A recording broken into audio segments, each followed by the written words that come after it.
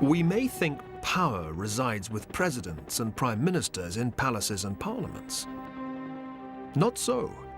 In today's world, real power lies in the hands of an elite group of unassuming men in anonymous open-plan offices. The men who control the world's bond market.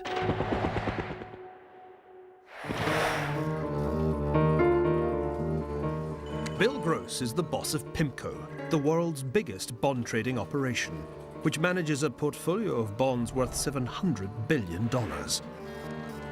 Gross is widely regarded as the king of the bond market.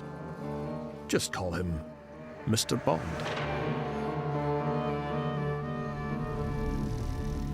Bonds are the magical link between the world of high finance and the world of political power. Governments will always spend more than they raise in taxation, sometimes shed loads more, and they make up the difference by selling bonds that pay interest. But, and here's the magic, if you want to get rid of a bond, the government doesn't have to give you the cash back. You just take it to a bond market, like the one here, Tokyo Stock Exchange, and sell it. After the rise of banks, the birth of the bond market was the next big revolution in the history of finance. It created a whole new way for governments to borrow money. The bond market funded the wars that plagued northern Italy 600 years ago. It dictated the outcome of the Battle of Waterloo and created the world's greatest financial dynasty. It ensured the defeat of the South in the American Civil War. And in modern times, the bond market has brought once wealthy nations, like Argentina, crashing to their knees. Today, governments and companies use bonds to borrow on an unimaginably vast scale. All told, there are bonds out there worth around $85 trillion. The fortunes of most of us, whether we like it or not, are directly linked to the bond market. If the bond market tanks, then down goes the value of our pensions. And that's a huge part of our wealth as individuals. In the financial crisis that has gripped the world since the summer of 2007, US government bonds have been seen as a safe haven for investors seeking shelter from the storm of falling property and share prices. So if Bill Gross were to lose faith in those bonds, it would hit the financial world like, well, a thunderball. That's why this Mr. Bond has become so much more powerful than the Mr. Bond created by Ian Fleming. And that's why both kinds of bond have a license to kill.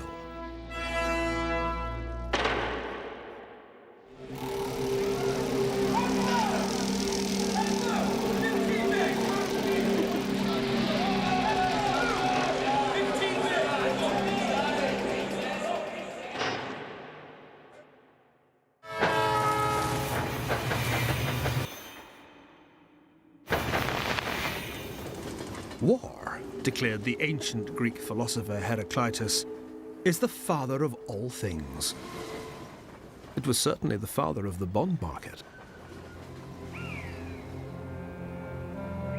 For much of the 14th and 15th centuries, the medieval city-states of Tuscany, Florence, Pisa, and Siena were at war with each other. This was war waged as much by money as by men.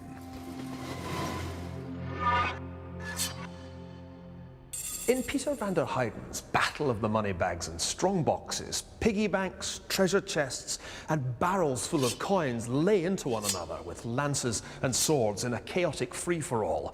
The Dutch verses inscribed at the bottom read, "It's all for money and goods, this fighting and quarrelling."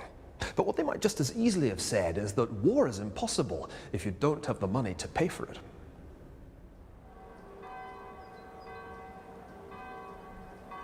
And the way to do that, the ability to finance war through the bond market, was like so much else, an invention of the Italian Renaissance.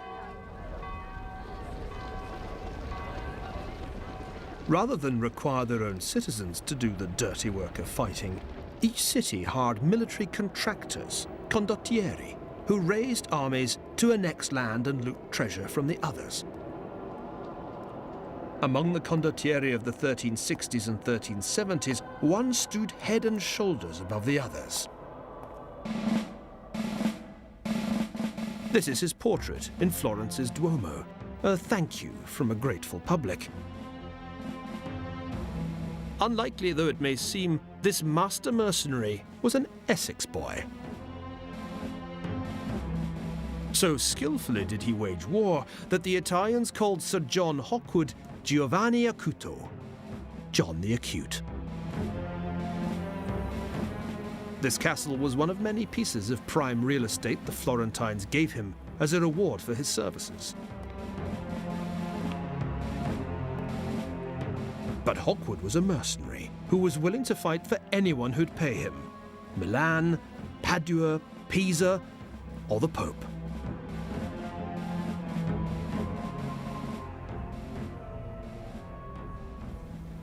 These dazzling frescoes in Florence's Palazzo Vecchio show the armies of Pisa and Florence clashing in 1364. At that time, Hawkwood was fighting on the side of Pisa, but 15 years later he'd switched sides. Why? Because Florence was where the money was. The cost of these incessant wars plunged Italy's city-states into crisis. Expenditures, even in years of peace, were running at double or more tax revenues. To pay the likes of Sir John Hawkwood, Florence was drowning in deficits.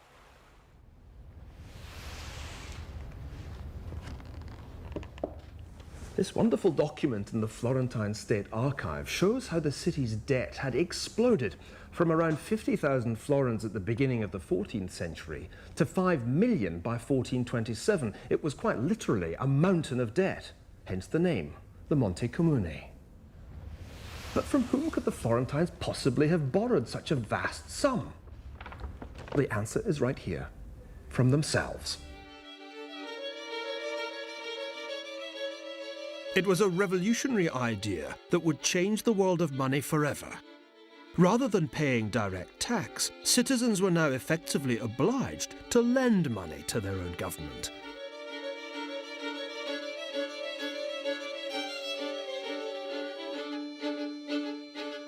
In return for these forced loans, they received interest.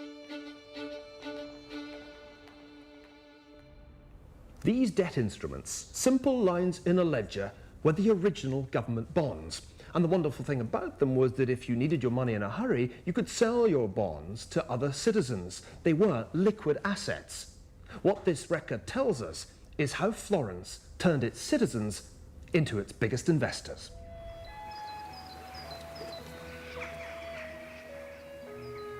This wartime expedient marked the birth of the modern bond market. Everyone was a winner. Bonds had saved the city-state from bankruptcy. The citizens were happy earning their interest, and the bond market let them buy or sell as they saw fit. It seemed as if the problem of public debt had been solved, allowing the citizens of Florence to turn their minds to higher things. But there was just one problem with this brilliant idea.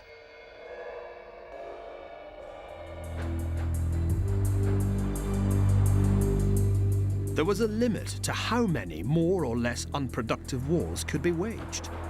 The larger the debts of the Italian cities became, the more bonds they had to issue. And the more bonds were issued, the less valuable they looked to investors. And that was exactly the sequence of events in Venice. By the early 16th century, the city had suffered a series of military reverses, and the value of Venetian bonds had taken a hammering.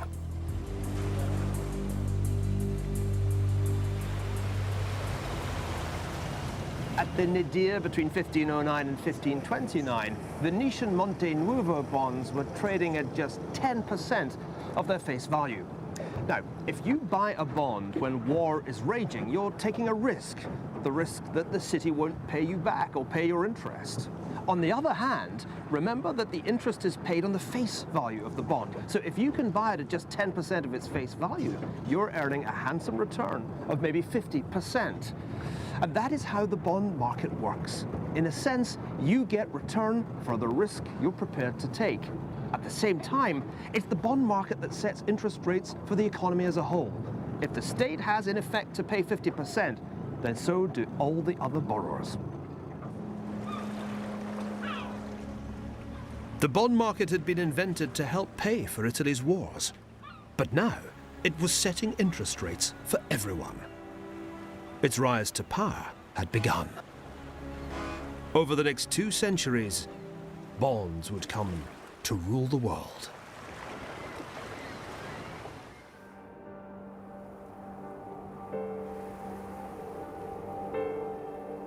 This house was built by the financial dynasty that helped decide the Battle of Waterloo. The dynasty that produced the man they called the Bonaparte of finance, the emperor of the 19th century bond market. He is master of unbounded wealth. He boasts that he is the arbiter of peace and war, and that the credit of nations depends upon his nod. Ministers of state are in his pay.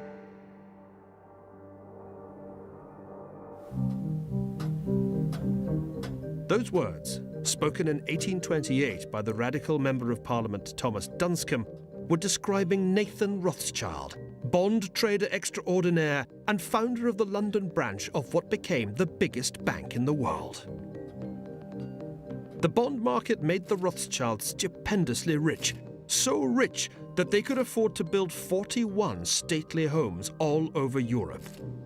This is number 29, Wadsden Manor in Buckinghamshire, which has been restored in all its gilded glory by Jacob Rothschild, Nathan's great-great-great-grandson. Well, he was short, fat, obsessive, extremely clever, wholly focused, and I can't imagine he would have been a very pleasant person to have had dealings with.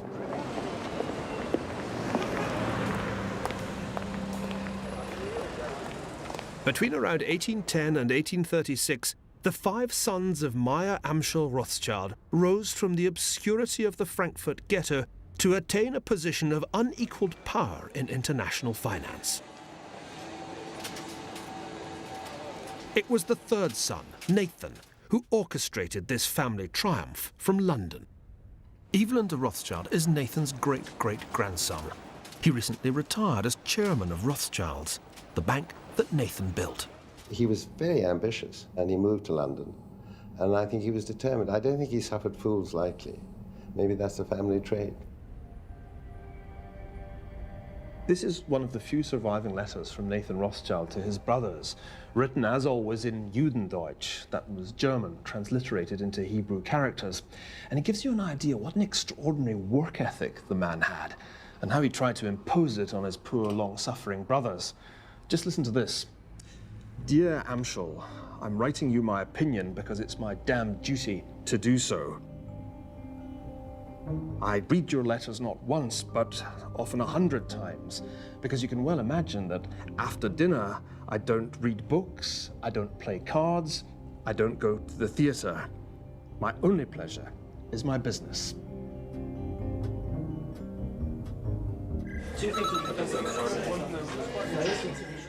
It was this phenomenal drive, allied with innate financial genius, that propelled Nathan from obscurity to mastery of the London bond market.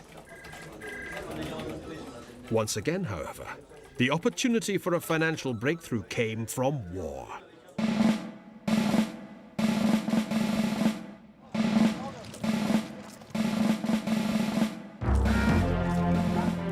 On the morning of June the 18th, 1815, 67,000 British, Dutch and German troops under the Duke of Wellington's command looked out across the fields of Waterloo, not far from Brussels, towards an almost equal number of French troops, commanded by the French Emperor, Napoleon Bonaparte. The Battle of Waterloo was the culmination of more than 2 decades of intermittent conflict between Britain and France. But it was more than just a battle between 2 armies. It was also a contest between rival financial systems. One, the French, based on plunder. The other, the British, based on debt. To pay for the war, the British government had sold an unprecedented amount of bonds. According to a long-standing legend, the Rothschild family made their first millions by speculating on how the outcome of the Battle of Waterloo would affect the price of these bonds. It was this legend of Jewish profiteering that a century later the Nazis did their best to embroider. In 1940, Joseph Goebbels approved the release of this film, Die Rothschilds. Ich gebe es zu. Zum Nutzen Frankreichs, zum Schaden. Nathan is seen bribing a French general to ensure the Duke of Wellington's victory, and then deliberately misreporting the outcome of the battle in London. This triggers panic selling of British bonds, which Nathan then snaps up at bargain basement prices.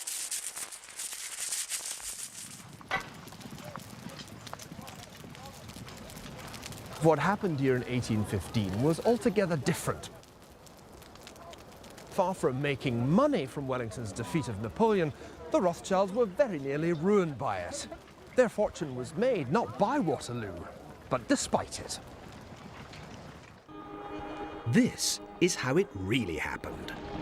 Selling bonds to the public had raised plenty of cash for the British government. But neither bonds nor banknotes were any use to Wellington. To provision his troops and pay Britain's allies against France, he needed a currency that was universally acceptable. Nathan Rothschild was given the job of taking the money raised on the bond market and delivering it to Wellington as gold. The success of this operation would determine the fate of the warring empires and of all Europe. This letter marks a turning point in the history of both the Rothschild family and the British government. It's dated the 11th of January 1814, and it's an order from the Chancellor of the Exchequer to the Commissary-in-Chief, telling him to appoint Nathan Rothschild, Mr. Rothschild, as a British government agent. Nathan's job was to gather together as much gold and silver as he could find on the European continent and make sure that it got to the Duke of Wellington and his army, who had just fought their way out of Spain into the south of France. It was an operation that relied heavily on the Rothschilds' unique pan-European credit network and also on Nathan's ability to mobilize gold the way Wellington could mobilize troops.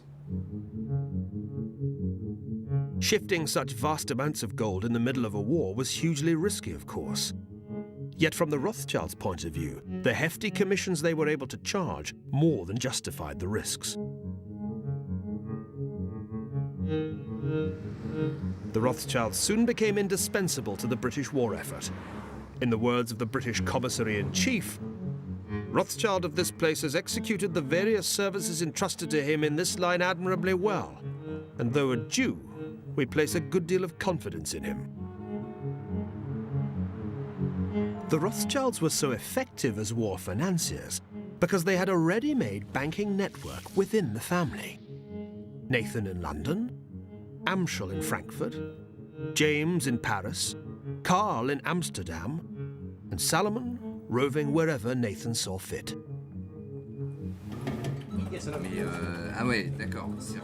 If the price of gold was higher in, say, Paris than in London, James in Paris would sell, and Nathan in London would buy.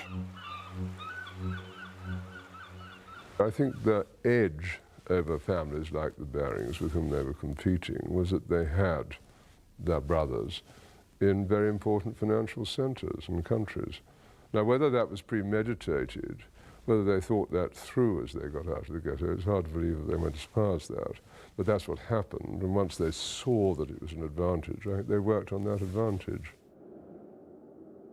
In March 1815, Napoleon returned to Paris from exile in Elba, determined to revive his imperial ambitions. The Rothschilds immediately ramped up their gold operation, buying up all the bullion and coins they could lay their hands on. Nathan's reason for buying this huge stock of gold was simple. He assumed that, as with all Napoleon's wars, this would be a long one. His gold would be more and more sought after, and it would rise in value. It proved to be a near fatal miscalculation. Wellington famously called the Battle of Waterloo the nearest run thing you ever saw in your life.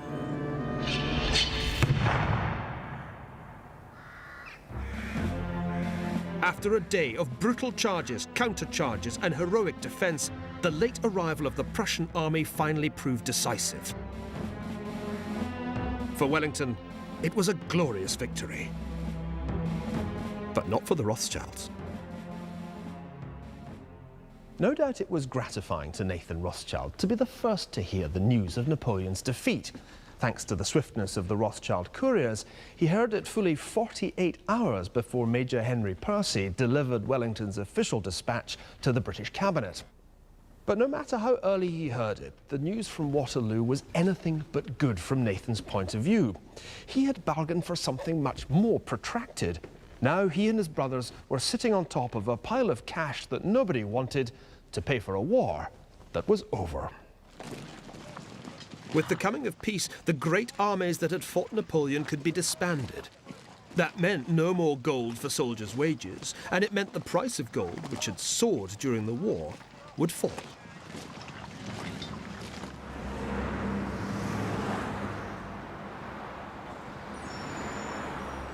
Nathan was faced with heavy and growing losses. There was only one possible way out. Nathan could use the Rothschild gold to make a massive and hugely risky bet on the bond market.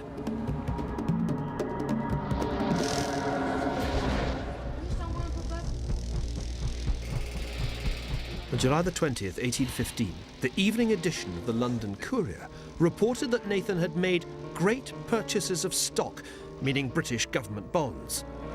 Nathan's gamble was that the British victory at Waterloo would send the price of British bonds soaring upwards. Nathan bought, and as the price of bonds began to rise, he kept on buying. Despite his brother's desperate entreaties to sell, Nathan held his nerve for another year. Eventually, in July 1817, with bond prices up by 40%, he sold his holding. His profits were worth approximately £600 million today. The Rothschilds had shown that bonds were more than just a way for governments to fund their wars. They could also be bought and sold in a way that generated serious money. And with money came power. Meyer Amschel Rothschild had repeatedly admonished his 5 sons, if you can't make yourself loved, make yourself feared. As they bestrode the mid-19th century financial world as masters of the bond market, the Rothschilds were already more feared than loved. But now, they had become hated too.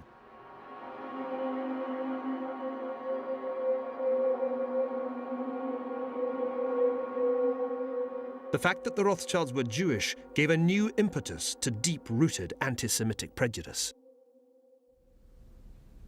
Just a few months ago, a colleague of mine in my office, who collects posters, found these, this particular rather extraordinary example of anti-Semitism in a stark form about the Rothschilds, who were sort of epitomized to them and others at times the most extreme forms of undesirable capitalism as practiced by Jews. It was above all the Rothschilds' seeming ability to permit or prohibit wars that aroused the most indignation. You might have thought that the Rothschilds actually needed war. After all, some of Nathan's biggest deals had been produced by war. And if it hadn't been for war, 19th century states wouldn't have needed to issue any bonds for the Rothschilds to buy and sell. But the trouble with war, and even more so with revolution, was that it increased the risk that a debtor state might fail to meet its commitments, and that hit the price of existing bonds. By the mid-19th century, the Rothschilds were no longer mere traders. They were fund managers, carefully tending to a vast portfolio of their own government bonds. Now, they stood to lose much more than to gain from conflict. The Rothschilds had helped decide the outcome of the Napoleonic Wars by putting their financial weight behind Britain. Now they would help decide the outcome of the American Civil War by choosing to sit on the sidelines. once again it was the masters of the bond market who would be the arbiters of war.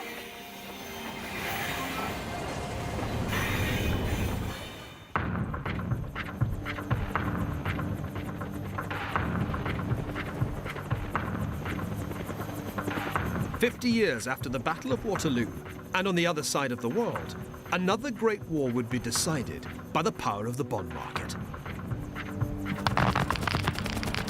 But this time, it would be the vanquished who made the big bet and lost.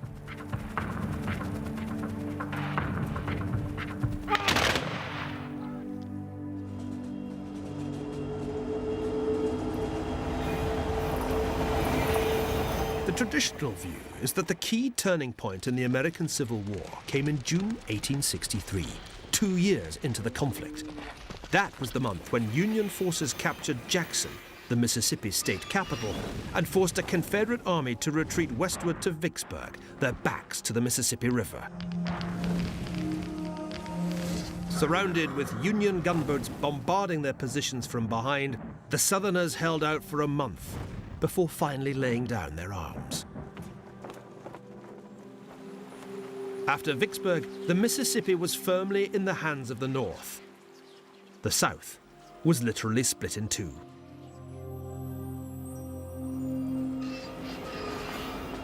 Yet this military setback wasn't the decisive factor in the South's ultimate defeat. The real turning point came earlier, and it was financial. 200 miles downstream from Vicksburg, where the Mississippi joins the Gulf of Mexico, lies the port of New Orleans.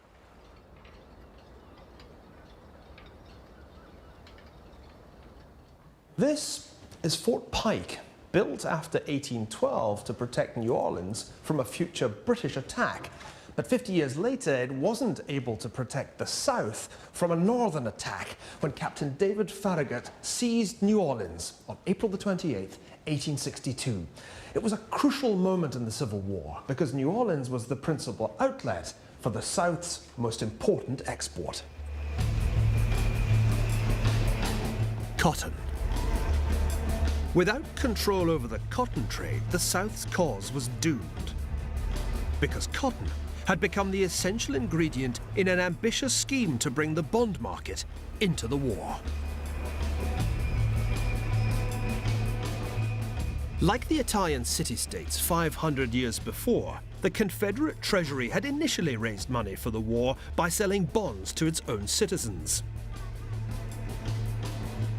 But there was a finite amount of capital available in the South. To survive, the Confederacy looked to Europe in the hope that the world's greatest financial dynasty might help them beat the North, as they had helped Wellington beat Napoleon.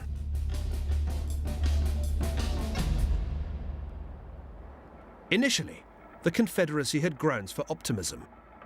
In New York, the Rothschilds' agent was sympathetic, having opposed the North's leader, Abraham Lincoln, in the presidential election of 1860.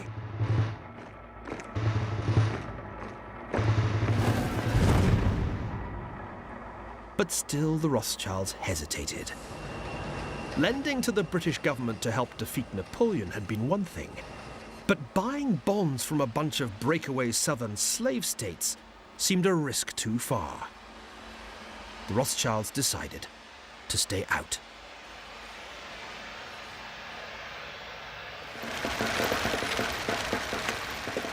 Yet despite this setback, the Confederate government had an ingenious trick up their sleeves. The trick, like the sleeves themselves, was made of cotton.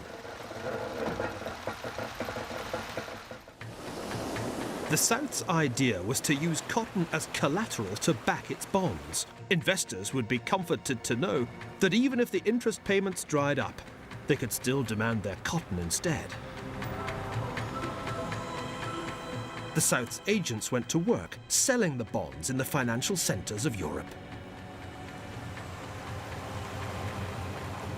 When the Confederacy tried to market conventional bonds in European financial centres like Amsterdam's, investors wouldn't touch them with a barge pole. But when an obscure French firm named Emile Erlanger and Company offered cotton-backed bonds, it was a completely different story. The key to the success of the Erlanger bonds was that they could be converted into cotton at the pre-war price of 6 pence a pound. These cotton bonds formed the basis of the South's new financial strategy. If they could restrict the supply of cotton, its value and the value of the bonds would increase.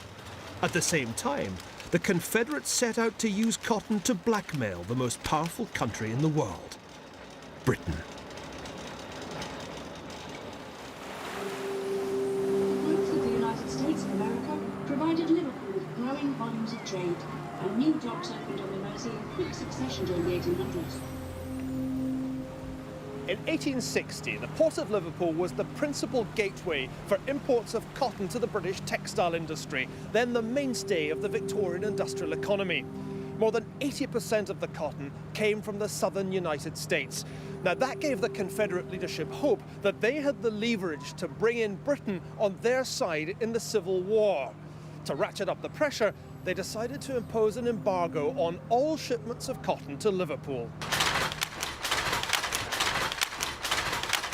For a while, the South's strategy worked brilliantly. Cotton prices soared. So did the value of the Confederates' cotton-backed bonds. And the cotton embargo devastated the British economy. Mills were forced to lay off workers. Eventually, in late 1862, production all but ceased.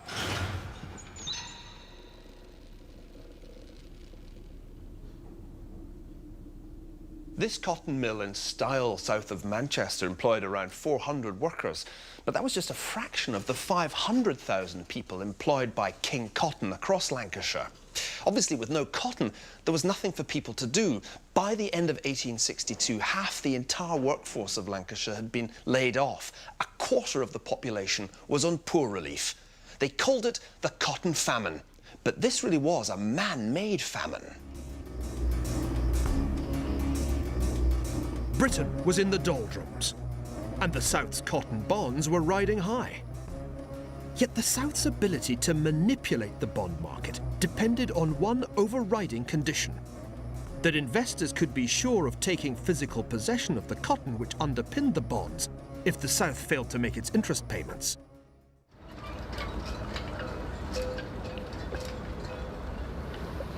And that's why the fall of New Orleans on April the 28th, 1862, was the real turning point in the American Civil War. Now that the South's main port was in Union hands, any investor who wanted to lay his hands on Southern cotton had to run the Union's formidable naval blockade.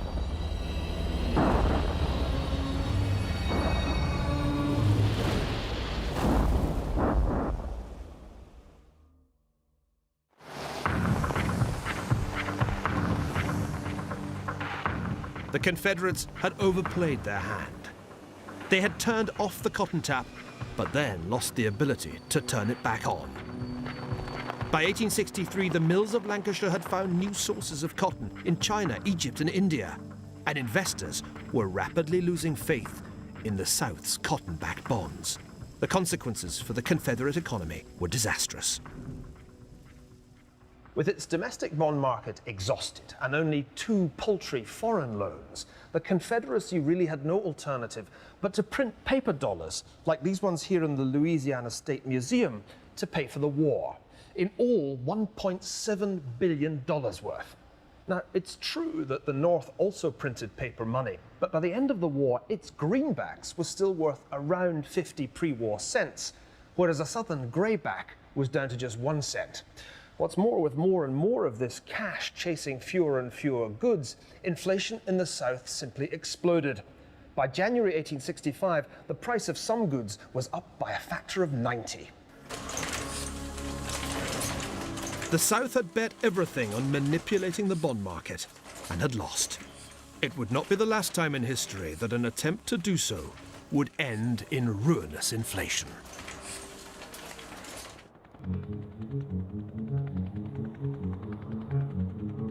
Today, the global market for bonds is still bigger than all the world's stock markets put together. It's still a market that can make or break governments. Does it surprise you that its key player began his money-making career in the casinos of Las Vegas? I was a blackjack player, one of the first professional blackjack players, not to brag, but in the late 60s, I went to Vegas and applied a card counting system to try and beat Vegas. Now this master of understatement is the king of the bond market, controller of the biggest bond fund in the world. So what has this got to do with you and me? Well, when Gross buys or sells bonds, it doesn't just affect financial markets and government policy. It affects the value of our pension funds and the interest rates we pay on our mortgages. There's only one thing that Mr. Bond is afraid of, and it's not Goldfinger. Rather, it's inflation. The lethal danger that inflation poses is that it undermines the value of being paid a fixed rate of interest on a bond. If inflation goes up to 10% and the value of a fixed rate interest is only 5%, then that basically means that the bondholder is falling behind inflation by 5%. That's why at the first whiff of higher inflation, bond prices fall, and in some cases, keep falling.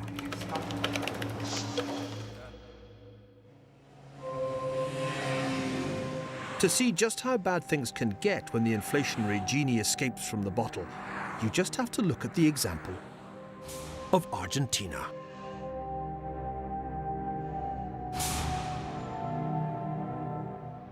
Many Argentines date the steady decline of their economic fortunes to a day in February 1946 when the newly elected president, General Juan Domingo Perón, came here to the central bank in Buenos Aires. He was astonished at what he saw. There is so much gold, he marveled. You can hardly walk through the corridors. The very name Argentina suggests wealth, plenty. It means the land of silver. The river flowing past the capital is the Rio de la Plata, the Silver River.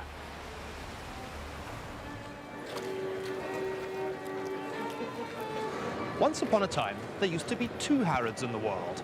One in London, Knightsbridge, and the other here, in the Avenida, Florida, in the heart of Buenos Aires. Founded in 1912, this other Harrods is a reminder that Argentina used to be a rich country. Indeed, at one time, its per capita income was just 18% less than that of the United States. Investors who flocked to buy Argentine bonds hoped that Argentina would become the United States of South America. Well, Argentina's history since then is a classic illustration that all the resources and talent in the world can be set at naught by chronic financial mismanagement.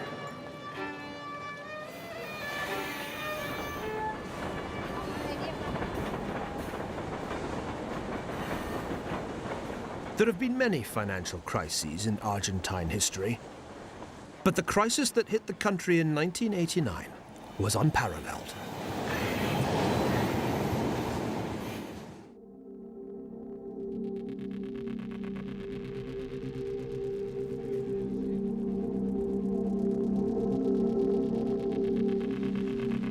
At the beginning of February, the country was suffering one of the hottest summers on record. In Buenos Aires, the electricity system just couldn't cope. 5-hour power cuts were commonplace. But these, as it turned out, were the least of Argentina's problems. As is almost always the case, there were several well-trodden steps to monetary hell. In step 1, the government spends more, much more than it can raise in taxation. Usually, but not always, it's because of a war. In Argentina's case, there were 2. One, a civil war between generals and the left in the 1970s. The other, a foreign war against Britain over the Falkland Islands in 1982.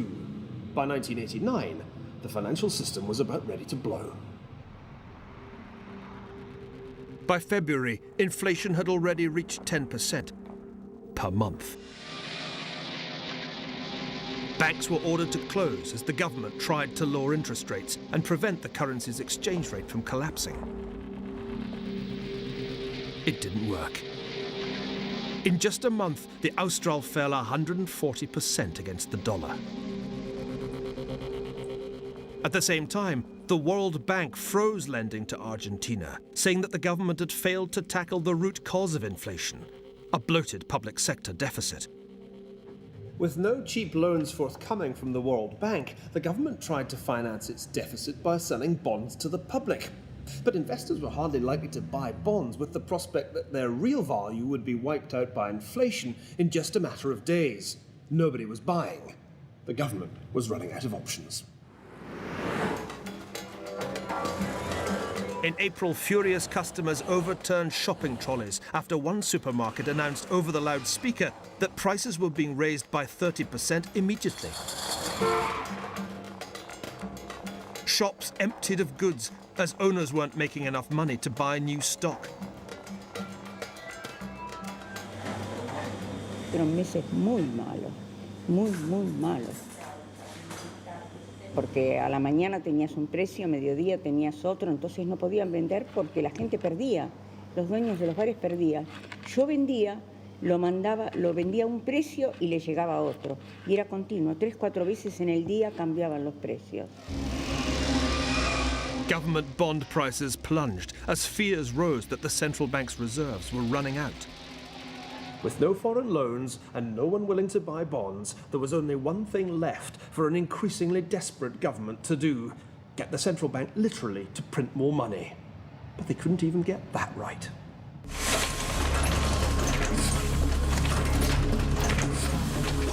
On Friday, April the 28th, Argentina literally ran out of money. It's a physical problem, the central bank vice president told a news conference. What he meant was that Argentina's mint had run out of paper to print new notes, and the printers had gone on strike.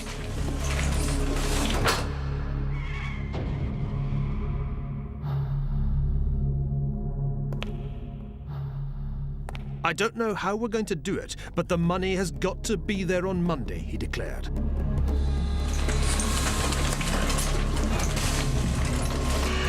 Yet the faster the printing presses rolled, the less the money was worth.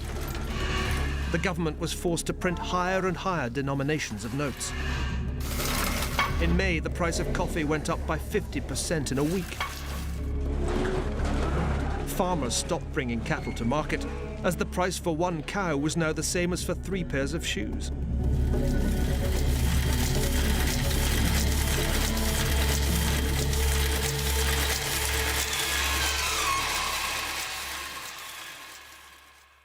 By June 1989, inflation in Argentina had reached a monthly rate of 100%, an annual rate of roughly 12,000%. To put that into concrete terms, if you wanted to go out for dinner in Buenos Aires on a Saturday night, in May you'd pay 10,000 Australes. By June, you'd have to pay 20,000 for the same meal. And by the following month, it would take 60,000.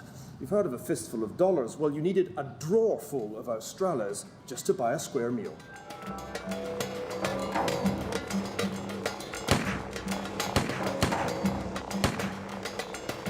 In June, popular frustration erupted in 2 days of intense rioting and looting by hungry mobs. At least 14 people died. In a country where a steak and a bottle of wine were on practically every table every day, thousands were eating in soup kitchens or going hungry. It's obvious enough who loses from hyperinflation. Very rapidly rising prices are bound to wipe out anybody who's dependent on an income that's fixed in cash terms. Groups like academics and civil servants on inflexible monthly salaries, old age pensioners, and particularly bondholders living off the interest on their investments. Buenos Aires is absolutely full of antique shops like this one, laden down with jewellery and watches and cutlery, all sold off by middle-class families who just ran out of cash. In the 1920s, the great economist John Maynard Keynes had predicted the euthanasia of the bondholder, anticipating that inflation would eat up the paper wealth of financial families like the Rothschilds. As inflation swept through the world in the 1970s, Keynes seemed to be proved right. In our time, however, we've seen a miraculous resurrection of the bondholder, a comeback by Mr. Bond, even in Argentina. The bond market is back, terrifying American officials as they try to fund a massive financial bailout by, you guessed it, selling billions of dollars of freshly minted bonds. The key to Mr. Bond's revival has been a growth in the number of bondholders.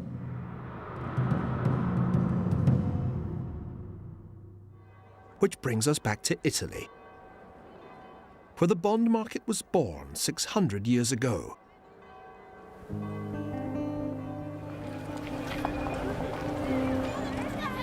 Italy is now a country with one of the most rapidly aging populations in Europe. In such a greying society, there's a growing demand for fixed income securities like bonds. But there's also a strong fear of inflation eating up the real value of pensions and savings. Central bankers suspected of being soft on inflation have to answer to the pensioner's friend, the bond market. And Treasury's planning to spend billions to bail out banks that have gone bust in the current credit crunch have to tread warily too if they expect to raise the money by selling yet more bonds. In modern Europe, as in Renaissance Italy, an equilibrium has been struck between political power and financial exposure. Today, as much as ever, it seems it's the bond market, our old friend Mr. Bond, that really rules the world. But what if, rather than lending to governments, you prefer to use your money to buy a share in a company? Would that be more or less risky? More or less profitable? In the next episode of The Ascent of Money, we'll discover why we find it so hard to learn from financial history, despite nearly 300 years of stock market bubbles and busts.